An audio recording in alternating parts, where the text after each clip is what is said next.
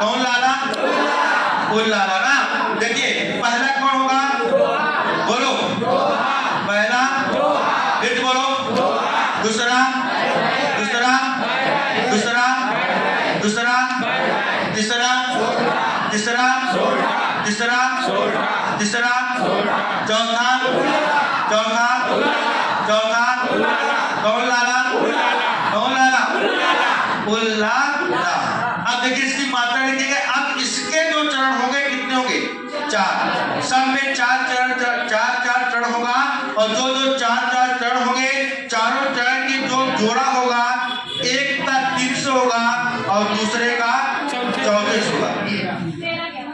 पहले का तीसरे से होगा, दूसरे का 34 होगा। पहले का तीसरे से होगा, दूसरे का 34 होगा। 12वें में भी ऐसे होगा, पहले का तीसरे से, दूसरे का 34।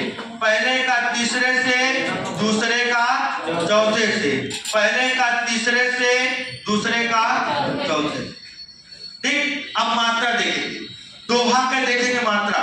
दोहा में लिखा हुआ है 1, क्या लिखा है? 1। क्या लिखा है? 3। 1 और 3 लिखा है, पहले और तीसरे का है, यानी पहला और तीसरा है। जब पहला और तीसरा 1 और 3 होगा, हम इसको 1 और 3 ऐसे लिख सकते हैं? नहीं। तो किसका क्या हुआ? 13। तो पहले और तीसरे में कितनी मात्रा हो जाएगी?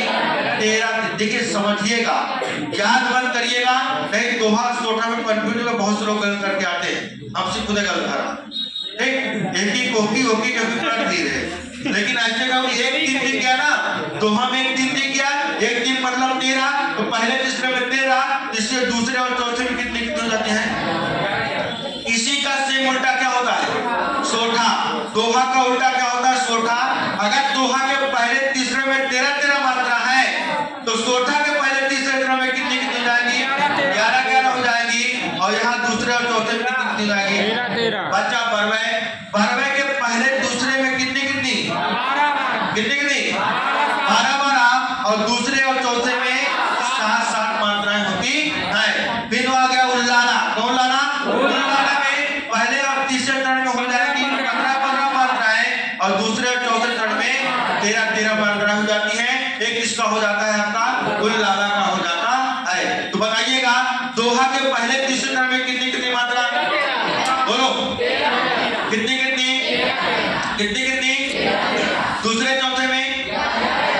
चौथे में कहेगा पहले तीसरे के चरण में, 12वें के पहले तीसरे चरण में बोलो, सब लोग बोलो। दूसरे चौथे में पहले तीसरे के सोठा में क्या होगा? दूसरे चौथे में क्या होगा? दूसरे चौथे में कहेगा पहले तीसरे में कौन कितने किसमें? उल्लाला के पहले तीसरे में और दूसरे